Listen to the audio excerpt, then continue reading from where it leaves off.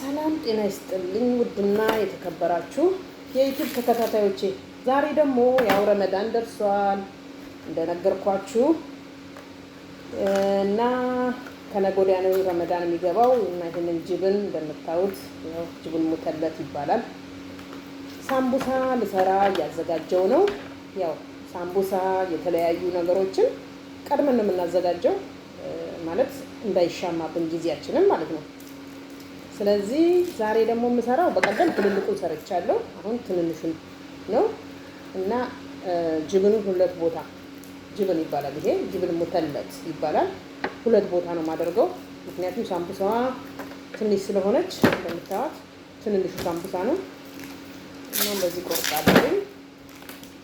እና እንዴት ነው ረመዳን መጣ ረመዳን ግን ደስ ይለኛል። እኔ እወዳለሁ ረመዳን የእውነት በጣም ነው የምወደው።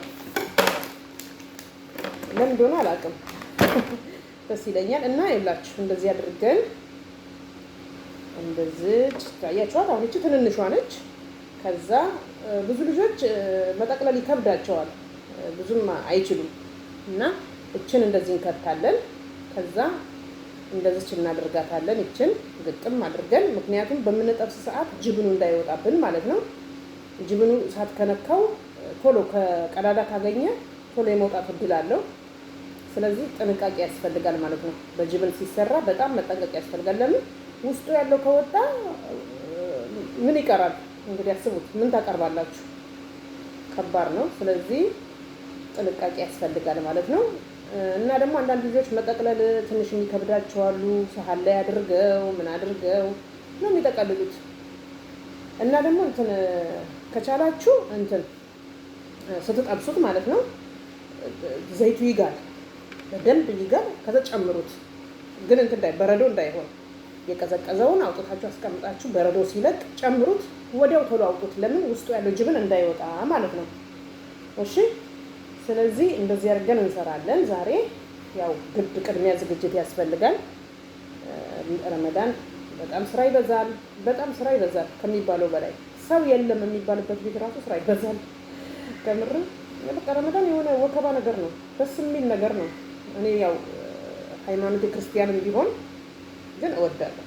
ሀቅ ልንገራችሁ ከድሮም ነው የምወደው። ሀገር ቤትም እያለሁ ደስ ይለኛል። በቃ ረመዳን እንደዚህ ሊያፈጥሩ ሲሄዱ ሲሮጡ ምናምን ነገር እና የማዳም ቅመሞች አንዳንድ ልጆች ያው በተለይ አዲስ የመጣችሁ ልጆች መጠቅለል ሊከብዳችሁ ስለሚችል ቪዲዮ ላይ ተመልከቱ እንዴት እንደሚጠቀለል እንዴት እንደሚሰራ።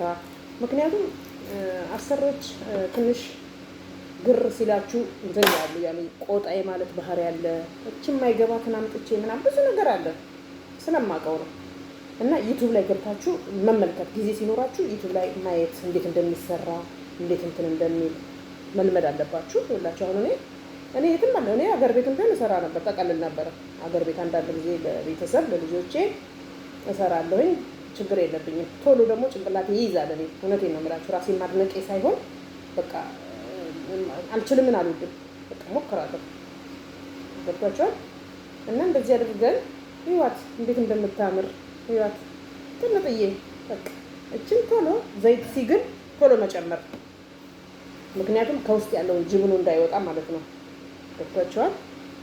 እና እንደዚህ አድርገን እንሰራለን። እንግዲህ ረመዳን መጥቷል። የ2026 ረመዳን በኢትዮጵያ ደግሞ የ2018 ረመዳን።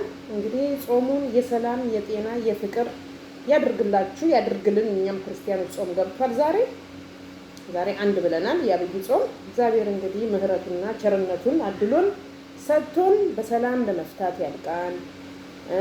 የአባቶቻችን ጾም ጸሎት ይደርብን፣ ከክፉ ነገር ይጠብቀን፣ አገራችንን ኢትዮጵያ ሰላም ያደርግልን።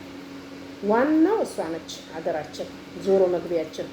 የትም ዓለም ብንሽከረከር የትም ዓለም ብንዞር ማን እንደ ሀገር የሚለው ነገር አለ። ስለዚህ እንግዲህ የሰላምና የጤና ጾም ያድርግልን። የሙስሊሙም ገብቷል፣ የክርስቲያኖችም ገብቷል። እግዚአብሔር ፍቅር ይስጠን ያስማማን ነው የሚባለው።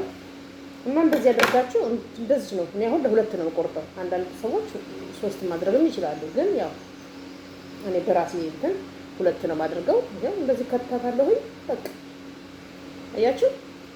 እንደዚህ አድርገን በጣም ቀላል ነው። አሁን አንዳንድ ልጆች ሰሃን ላይ ያደርጋሉ፣ ለመጠቅለል ይከብዳቸዋል። ከምር ያሳዝኑኛል። ያው ለማወቅ ለመልመድ የሚደረገው ነገር ጥሩ ነው።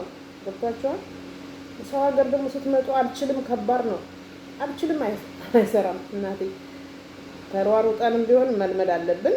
እኔ አሁን በእጄ ነው እንትኑን የምቀባው። እዚህ ጋር አይታችኋል።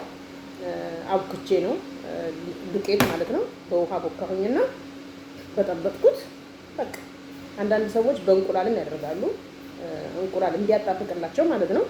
ግን እኔ በዱቄት ነው፣ በእንቁላል ሰርቼ አላውቅም። እና እንደዛ ነው። እና ስሩ፣ ልመዱ። የማይለመድ ነገር የለም። እናቶቻችን ሆድ ውስጥ አልለመድንም። እኛ የለመድነው በሰው አገር፣ በቤታችን፣ በራሳችን። ገባችሁ?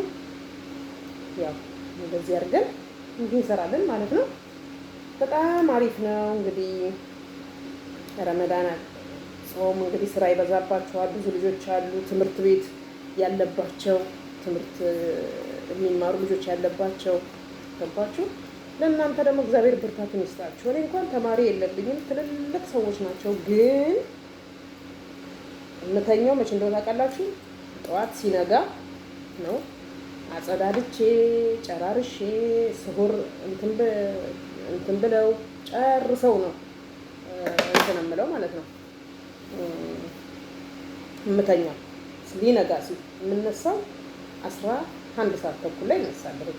ከዛ ያው ፊቴን ተጣጥቤ ነው ብዬ ወደ ስራዬ ደግሞ ተመልሼ እመጣለሁ። የሚሰራራውን የሚያፈጥሩበት ያው እሱን ደግሞ መስራት ጀምራለሁ። እስከ 8 ሰዓት ድረስ ነው መቆመው መሰላችሁ? በቃ 11 ተኩል ከገባሁኝ ማታ እስከ 9 ሰዓት ድረስ። ከዛ ከተበላበት በኋላ ይነሳል፣ ይታጠባል፣ ማድቤት ይጸዳል። እችን 1 ወር ፈተና በሉት። ይሁን፣ ደስ ይላል። ይሁን፣ በደስታ ነው መቀበለው። ረመዳን እወዳለሁ እኔ። አሁን አንዳንዶቹ ረመዳን ብትወጃለሽ ስራ ይበዛል ይሉኛል። አዎ ይበዛል፣ ግን እኔ ደግሞ ደስ ይለኛል። ለምን እንደሆነ አላውቅም። በቃ ውስጤ በጣም ደስተኛ ነው የሚሆነው። እና እንግዲህ ጾሙንም የሰላም የጤና ያደርግልን፣ ለነሱም ለኛም ለሁላችንም። እግዚአብሔርን ለምንፈራ እነሱን ፈጣሪያቸውን ለሚፈሩ ለጾመኞቹ እግዚአብሔር በሰላም በጤና ያስፈታልን ጾሙንና። ሳምቡሳ አጠቃለን ቀላል ነው። ብዙ ልጆች ትቸገራላችሁ ብዬ አስባለሁኝ። በቃ ይኸውላችሁ አሁን እኔ እንጅብል 2 ቦታ ነው የማድርገው። አለቀ። እንዳሳየኋችሁ ነው። ይችታለች ወረቀቷ ሊጡ ማለት ነው፣ የሳምቡሳው ሊጥ። በቃ እንድከታታለሁኝ። ከዛ እንደዚህ ጥፍ አረጋታለሁ። እንዲህ ታጥፏታላችሁ እቺ እንትኗን ማለት ነው። ከዛ እችንም እንደዚህ ጥፍ ታረጋላችሁ። አንዳንድ ጊዜ ማሽንም አለ እንደዚህ የሚጠቀልል ማለት ነው። ግን እኛ የእጅ ማሽን ነን እና እንደዚህ አድርገን እንሰራለን ማለት ነው። ቤተሰቦቼ ዩቲዩብ በማየት ብዙ ነገር ይለመዳል። እዛ ላይ ያያችሁ መስራት የምትፈልጉት ነገር፣ አሁን ለምሳሌ ማዳም የሆነ ነገር ስሪ ካለቻችሁ ሰርች አድርጉ፣ ጻፉ ዩቲዩብ ላይ። ከዛ ይወጣላችኋል። ከዛ ሲወጣላችሁ ወዲያው እንደዛ መስራት ትችላላችሁ። አለቀ። ዋናው ምንድነው የምትሰሩት ነገር ላይ ወጥ ምናምን ከሆነ ጨው አይብዛባችሁ፣ ቅመማ ቅመም አይብዛባችሁ። በቃ በጣም ቀላል ነው የአረብ ምግብ። በጣም ብትሉት የኢትዮጵያ ነው ምግብ የሚከብደው። እንዴት እንደሚቁላላ ስንት ሰዓት ሙሉ እንዴት እንደምንጨነቅ የእነሱ ችግር የለውም። በቃ ቶሎ ቶሎ ብቻ ጭምር የሚያደርጉት ያው ይጣፍጣል ሲበላ እና ማለት ቀላል ነው። ይሄን የሚያስቸግራችሁ ነገር አይደለም ለማለት ነው። እሺ እና ስሩ ላለሁኝ በርቱ።